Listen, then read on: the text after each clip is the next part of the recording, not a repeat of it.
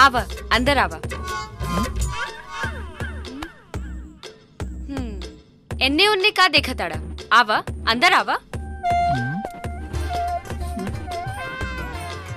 आई बा कि आरती उतारी तब आई बा।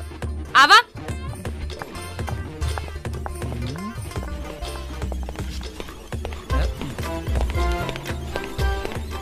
निकाल कर 5000 जल्दी निकालो। टाइम खराब मत करो।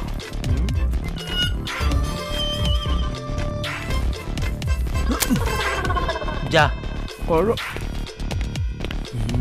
अब वहाँ काहे खड़ा हो गई? आवा।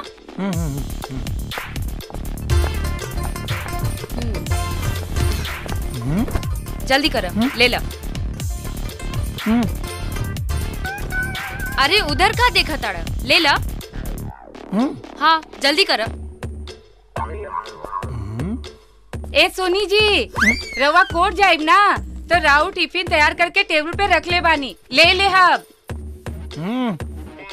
अरे उनकर ना लेवे के बा, हमार लेवे के बा। चल ले ला। अरे अरे छोड़ हमरा के, छोड़। अरे छोड़ ना हमरा के। अरे छोड़ ना हमरा के, छोड़। ए छोड़ा हमरा बेटे के। तू के हवा? हमरा घर में घुस के हमरे बेटे के साथ छेड़खानी करा तारा? काऊ साफ साफ बोला ना। अरे हाई देखा, हम पूछे था नहीं तो बोलत नहीं खे। अरे तोरा हिम्मत कैसे भइल हमरा घर में घुसे के? हाँ अरे बोला ना, के हवा? घर में काहे घुसला? अरे हम ना घुसनी है, ई घर में बुलौली है। एक आदमी 5000 रुपया ले सा। कौन लेला था? का भइल हो? ये ले ले। का जी रवा इनका से 5000 रुपया लेनी है? हाँ, लेकिन भइल का? कुछ ना भाई, चलो पैसा निकालो वापस। अरे दे तू बाली, लेकिन भइल का? की भइले भाई?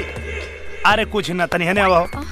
हम दरवाजा अब खड़ा रहनी है तो ई हमरा के घर में बुलौली है। आई 5000 रुपया ले ले।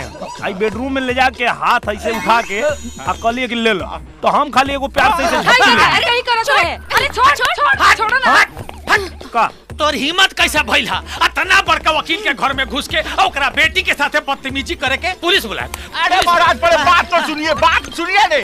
रोकिए, वो हमारा दोस्त अर्जुन है, हम जानते हैं वो बहुत अच्छा लड़का है। अच्छा लड़का हो? अच्छा लड़का रही तो हमरा घर में घुस के हमरा बेटी के साथे। ए सुना, हम तारा घर में ना घुसनी है, ई हमारा के घर में बुलौली है। इनका काहे घर में बुलौली है बेटी? अरे हम तो टेलर समझ के अंदर बुला लेनी है। रघुआ का समझ के पैसा लेनी है? अरे हम जानी की भाड़ा देवे आइल बा। और तुम की समझ के धर लिए हो? सॉरी सर, आवा में बगल वाली बुला लेनी है, थोड़ा लेट हो गई। अरे ते बगल वाली क्या चल गई? आई हमारा घर में घुस गया। एकरा के हमारी बेटी टेलर समझ के। टेलर समझ के? कहाँ के लिए साहब? अरे लागत है इनको की समझाओ पड़ी। ओ ना नहीं करो, बोल दे रहे हैं, सबको समझ में आ गया है। चलो चलो। अरे तो इनको के बतावे के पड़ी ना। हमरा बर्बाद नहीं खड़ा। हमार मजनू तू बड़ा। अच्छा तोरा के का लगा था? तोहर नाटक देख के हम झांसा में आ जाए। हम विश्वामित्र ना है, अर्जुन है, वो आज के। ता हम हूँ मेनका नहीं की, सोनाक्षी सिन्हा है, वो आज के। Arjun I love you, I love you, I love you. Arjun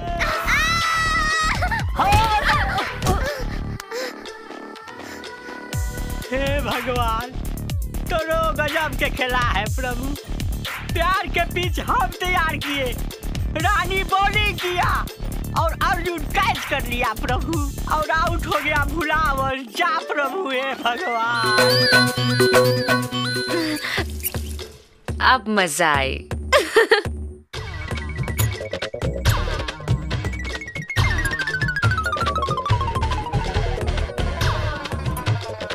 ए झाजी की अर्जुन? अरे यार देखा ना, कहाँ पानी बंद हो गई कैसे? अरे हम अभी देख के आते हैं नीचे अरे से। खाली देख के मत यहाँ, एक बाल्टी पानी ले ले यहाँ, आँख में लागता। ठीक है ठीक है, जल्दी तो नहीं रहे। अरे जहाँ जी आँख फूट जाए तब भाई बका। हाँ ले आया पानी।